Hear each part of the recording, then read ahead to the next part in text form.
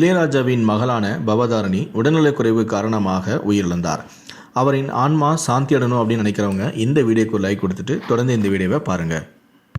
பவதாரணியின் இறப்பு குறித்து பத்திரிகையாளரான அந்தணன் வெளியிட்டிருக்கும் அந்த வீடியோவில் தனக்கு கேன்சர் வந்திருக்கிறது என்பதை கடன் சில வாரங்களுக்கு முன்புதான் அவருக்கே தெரிய வந்தது எனவும், ஆரம்பத்திலேயே கண்டுபிடித்திருந்தால் கண்டிப்பாக இந்த நோயிலிருந்து அவரால் வெளியே வந்திருக்க முடியும் எனவும், பவதாரணிக்கு அடிக்கடி வயிற்று வலி வந்திருக்கிறது, அடிக்கடி உடம்பில் பிரச்சனைகளும் வந்திருக்கிறது, அப்படி வரும்போதெல்லாம் தற்காலிகமாக வலி நிவாரணிகளை மாத்திரைகளை மட்டுமே அவர் எடுத்திருக்கிறார்.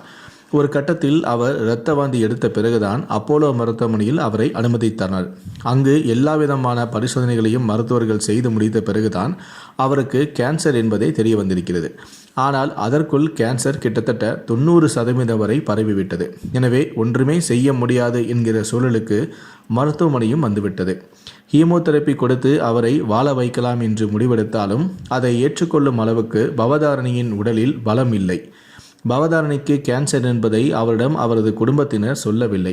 மொத்த குடும்பத்துக்கும் அவர் செல்ல பிள்ளையாகவே இருந்துள்ளார். ஒட்டுமொத்த சொந்தமும் பவதாரணியை ஒவ்வொரு நாளும் மகிழ்ச்சியாகவே வைத்திருக்கிறார்கள்.